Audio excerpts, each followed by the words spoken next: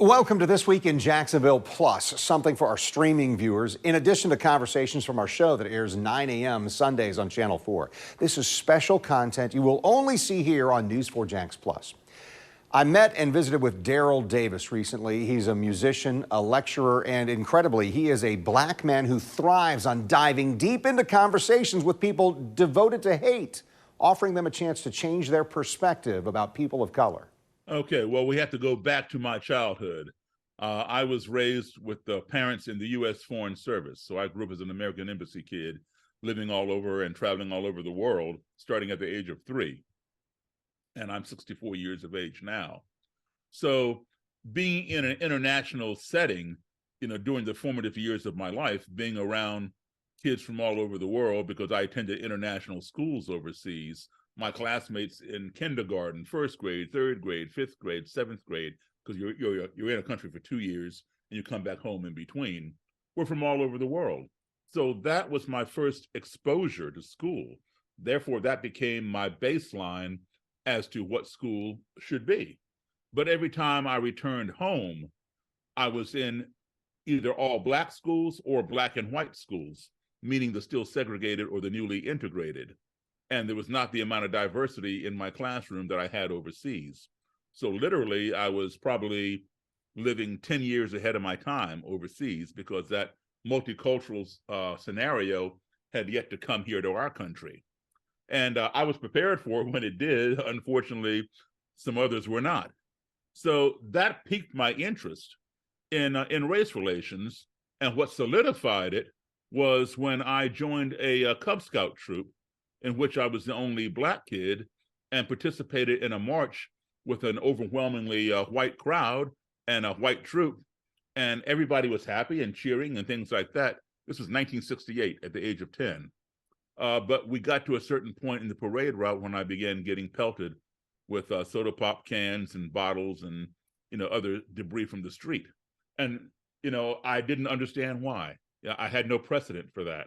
Where was this parade? Where was this happening? This parade was right outside of Belmont, Massachusetts, a suburb of Boston. We were marching from Lexington to Concord to commemorate the ride of Paul Revere, right? And the streets were blocked off, sidewalks were lined with nothing but white people, all cheering and waving and yelling, the British are coming, that kind of thing, until we got to that certain point when all of a sudden, boom, I'm getting hit. And having, never had any precedent for this, my first thought was, those few people over there that are doing this, must not like the Scouts. That's how naive I was. It wasn't until my den mother, my cub master, my troop leader, all came running and covered me with their own bodies and quickly escorted me out of the danger, that I realized I was the only Scout getting this special protection. So now I'm questioning them, like, why is this happening? What did I do? I didn't do anything to them. And all they would do is shush me and rush me along, tell me to keep moving, everything will be okay. Shushing so they never answered the question. Was the reaction to something like that? Yeah, and so of course when I got home, I'm all scraped up and bruised, and my parents, who were not at the parade, were cleaning me up and putting Band-Aids on me, asking me how did I fall down and get scraped up. I told them what happened, and that was my education on what racism was. And Kent, let me tell you something. At the age of 10, I had never heard the word racism. I had no clue what my parents were talking about, because, like I said, I was in some, racism did not exist in my sphere overseas. My classmates were from Japan, Czechoslovakia, Yugoslavia, France, Germany, Italy, Australia. Anybody who had an embassy where we were stationed, all their kids went to the same school. So they may not look like me, maybe they don't speak as I do or worship as I do, but we all got along. So how is it people can't get along with me in my own country? It was just baffling. My 10-year-old brain could not process it. So I saw a speech that you made to a TEDx Naperville, Illinois, or what have you. And so tell me about, so that's the 80s you're talking about. Tell me about right now, 2023, in these last few years, boy, we've seen that there's still racial division in our country. What are you doing, and are you making an impact in trying to, stop that divide and bring people together? Absolutely. Absolutely. I've been doing this now for 41 years, and I have tons of robes and hoods and swastika flags given to me by active members of the Ku Klux Klan and neo-Nazi groups and other, hate groups and things like that, who have now renounced that ideology. Some of them even come out with me and speak on my stage, renouncing their former organization and trying to get people out of it and trying to prevent younger people from joining these things. So yes, it is making an impact. But what's going on today, because I'm still doing this kind of work, the demographics of our country are changing. All right, so let's go back a little ways.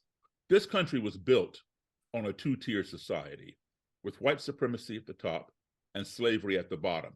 And as we progress through the decades, we progress like this, perhaps like this, but never like this. So when you and I were children, and all you have to do is go to uscensus.gov, because the census is taken every 10 years, and you can see the changing in the percentages of our population. When you and I were children, the Native American population in this country was 1%. Black people, 12%. Hispanic people, right around 2%. Asian Americans, right around 3%. Whites were like 86, 87%. Today, white people only make up 59% of this population. Native Americans remain at 1%. Black people are like 12.9%, so they say 13, but so we really haven't grown. Asian Americans have doubled to almost 6%. Hispanic or Latino Americans have more than quadrupled, 17 point something percent. So if you take just 12% Black today and 17% Hispanic, put those together, that's 29% non-white. This is happening. And it's well predicted, Kent, that in the year 2042, for the first time in our history, this country will be 50-50, 50% white, 50% non-white. And while there are a lot of white people who don't care, say, hey, that's evolution, that's no big deal, doesn't bother me. There's also a percentage of our population that does care. And I deal with that percentage. People in the Klan, the alt-right, people like that. And they tell me, Daryl, I don't want my grandkids to be brown. They call it the browning of America, or white genocide through miscegenation. And this is very concerning to them. They want to stop this shift. Because, when you have been in the seat of power for 400 years, you don't want to get off. So that's their concern. And that's why we're seeing so many more of these groups. When I first started this kind of work, there was the Klan, there were some neo-Nazi groups, American Nazi Party, whatever, and white power skinheads, right? Today you got the Klan, the neo-Nazis, the white power skinheads, the Patriot Front, the Proud Boys, the Boogaloo Boys, the 3%ers, the 1%ers, the Vanguard, National Alliance, on and on and on and on, right? Just continue. And what they're all saying is, come join us, come join us. We're going to take our country back. We're going to send those people back to where they belong. These people are fearing that their identity is being erased. And so, their thing is, we discovered this country, we built this country, we wrote the Constitution, and now we're being moved out. You're old enough to remember the term white flight. White flight barely exists today because the color of the American landscape has changed so much that anywhere we go, there's already somebody there who doesn't look like us. So they're feeling that squeeze. And that's why they're so anti-immigrant, especially people from West Africa, South America, Mexico. They don't care about people here illegally from Canada or the UK or Eastern Europe, because if their son or daughter were to marry one of those, the grandchildren would be white. But not if you marry somebody from Nigeria or El Salvador or Mexico. So that's a big concern for them. And then what happens is this: people, out of fear of being erased, run and join one of these groups that promises to take our country back. When the group fails to take our country back or doesn't act fast enough, some of them get frustrated and they say, you know what? If the Klan can't do it, or the Proud Boys can't do it, whoever, I'll do it myself. And that's when they walk into a Black church in South Carolina, boom, boom, boom, or into the Tree of Life Synagogue in Pittsburgh, the Walmart in El Paso, the Buffalo grocery store, the Sikh Indian temple in Oak Creek, Wisconsin. These people are called lone wolves. They're acting on their own. And unfortunately, as we get closer and closer to 2042, we're going to see more and more of these lone wolves. They are becoming unhinged. You know, perhaps you heard just recently in the last couple of days about the neo-Nazis who are going to blow up Baltimore and destroy the power grid. That is what this is about. They want to stop this from happening. And they're looking for the race war, which they call RAHOWA, R-A-H-O-W-A, which are the first two letters of these three words, racial holy war, RAHOWA. It's also known as the Boogaloo. So anytime law enforcement goes and searches the property of one of these lone wolves, they find a cache of automatic weapons, which are being stockpiled for this alleged race war that's going to take place. This is why it's so important to bring people together to talk, because the year 2042 is, you remember Y2K. Everybody was freaking out in late 1999, about the turnover. People were taking money out of the bank and burying it in their backyard, hiding it under their bed, because they thought the computers were going to shut down. They were going to lose their money. The world was coming to an end. Well, the year 2042 is the white supremacist Y2K. They are really freaking out about that demographic change. In my travels as a child, combined now with my travels as a professional musician and lecturer, again, traveling the world, you take those two travels, put them together. I have been to 62 countries on 6 continents. I've performed in all 50 states. What does that mean? It means I have been exposed to a wide variety of skin colors, ethnicities, ideologies, cultures, religions, etc. And all of that has helped shape who I've become. But I can tell you one thing for sure, Kent, without a doubt, no argument about it, is this: no matter how far I go from our own country, Canada, Mexico, other side of the earth, around the globe, no matter who I meet, I always conclude that we all are human beings. And we all want these 5 core values in our lives. Everyone wants to be loved.